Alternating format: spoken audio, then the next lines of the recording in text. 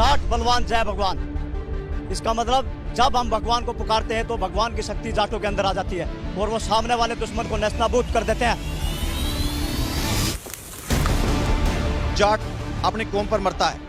जहां भी जाट का नाम आता है वो अपने खून को उबालकर जो कार्य मिलता है उसको बेखूबी निभाता है। हमारा दुश्मन भी इस बात को मानता है कि एक जाट ट्रुप का सोल्जर जो है बहुत ही खूंखार होता है जब वो लड़ाई के मैदान में उतरता है। दुश्मन जब तक खत्म नहीं होता है तब तक रुकता नहीं। देश की इज्जत, रेजिमेंट की इज्जत, पलटन की इज्जत। जो जमीन से प्यार करता है वो उस जमीन के लिए जान भी दे सकता है। लड़ाई के मैदान में या तो हार है या जीत है।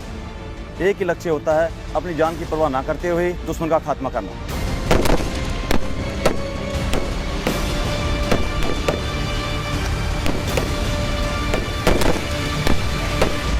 कारगिल ऑपरेशंस में जो आप फोटो देखते हैं सबसे बढ़िया, जिसमें कि कुछ जवान सामने खड़े हैं पहाड़ के ऊपर और पीछे तिरंगा है, ये मस्को के कैप्चर के बाद 17 जाट के ऑपरेशंस का है।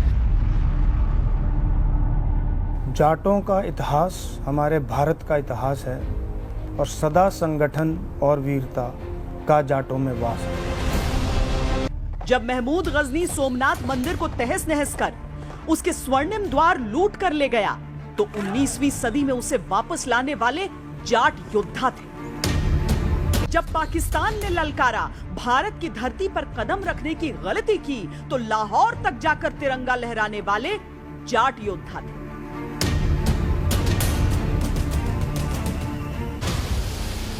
लोग अपनी कौम का नाम लेके, अपनी रेजिमेंट का नाम लेके नाम, नमक और निशान के लिए मर मिटने के लिए आतुर हो जाते हैं।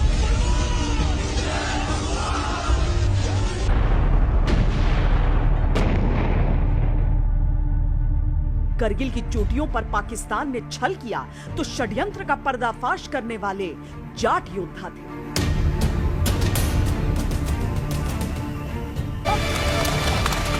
भारतीय सेना के हर रेजिमेंट की अपनी अलग खासियत होती है। जाट रेजिमेंट की खासियत होती है उनकी शक्ति, यानी कि वो देखने में जितने ताकतवर होते हैं उनके बाजुओं में उतनी ही ज्यादा ताकत होती है। अगर आप इनकी ऊंचाई देखें, इनकी लंबाई देखें तो औसतन 6 फीट।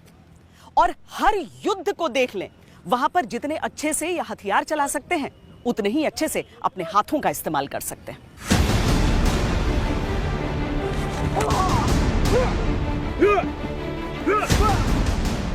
जाट योद्धाओं की खासियत होती है गुत्थम गुत्था की लड़ाई, यानी तब रण कौशल दिखाना जब हथियार नहीं हाथों का प्रयोग किया जाता है। बिल्कुल, जाट्स बहुत ही शक्तिशाली हैं क्योंकि एग्रेग्रिएंट ट्रूप्स हैं। जिस बेल्ट से आते हैं वहाँ पे काफ़ी फिजिकल वर्क उनके पुरखों ने भी किया है। वो भी यहाँ ज्वाइन करने से पहले शायद करते थे अपने घर वालों के साथ, और रिटायरमेंट के बाद भी करेंगे। आखिरी सांस तक वो अपना खाली कोई नहीं बैठता है। जाट ट्रूप्स आखिरी दम तक कुछ ना कुछ काम करते हैं, तो उसका फिजिकल जो स्टेमिना है वो यहाँ पे देखने को मिलता है। भारतीय सेना के सबसे पुराने रेजिमेंट्स में से एक है जाट रेजिमेंट, जिसके 200 साल से अधिक पूरे हो चुके हैं। आजादी से पहले जो युद्ध इन्होंने लड़े उसमें जो पराक्रम के पुरस्कार मिले, आजादी के बाद के युद्ध में भी शौर्य की गाथाएं कम नहीं हैं। जाट रेजिमेंट की शुरुआत 1795 में हुई। हालांकि तब इस नाम से उनकी पहचान नहीं जुड़ी थी। धीरे धीरे अलग अलग रूप लेते हुए ये रेजिमेंट 1922 में 9th जाट रेजिमेंट कहलाया।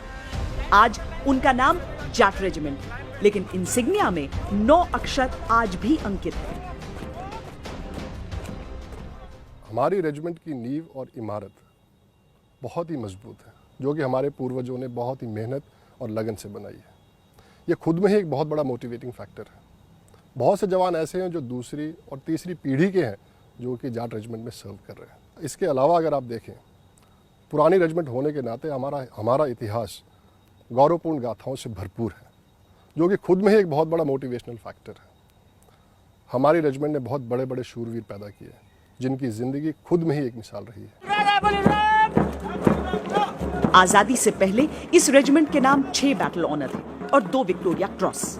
आजादी के बाद 5 बैटल ऑनर, 3 अशोक चक्र, 4 महावीर चक्र, 8 वीर चक्र।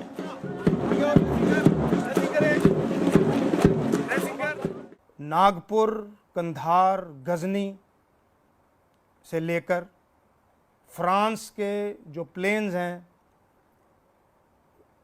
फेत्शुबर्ट, नेवोशेपिल तक जाटों ने हर जगह अपना, जाट रेजिमेंट ने अपना हर जगह झंडा फहराया, परचम लहराया। द्वितीय विश्व युद्ध के दौरान दुनिया की बाकी सेनाओं के सामने जाटों की अद्भुत वीरता को देखने के बाद इंग्लैंड के फील्ड मार्शल सर क्लॉड ऑकिनले ने कहा था, अगर परिस्थितियां मायूस और खतरनाक हों तो मैं केवल एक चीज मांगूंगा, दुश्मन का सामना करने के लिए मेरे साथ जाट हों। जाट रेजिमेंट के सैनिक एंटी टेरर ऑपरेशंस में भी अपना लोहा मनवा चुके हैं और रेजिमेंट के 3 वीरों को शांतिकाल के सर्वोच्च पुरस्कार अशोक चक्र से सम्मानित किया गया है। मेजर सुधीर कुमार वालिया, कर्नल जोजन थॉमस और मेजर दिनेश रघुरमन।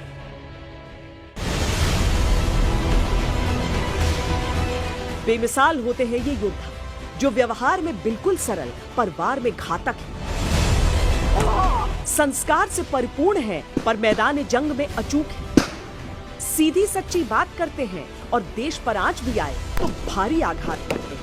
हर कर्म से साबित करते हैं कि क्यों ये कहलाते हैं जाट बलवान। छोरा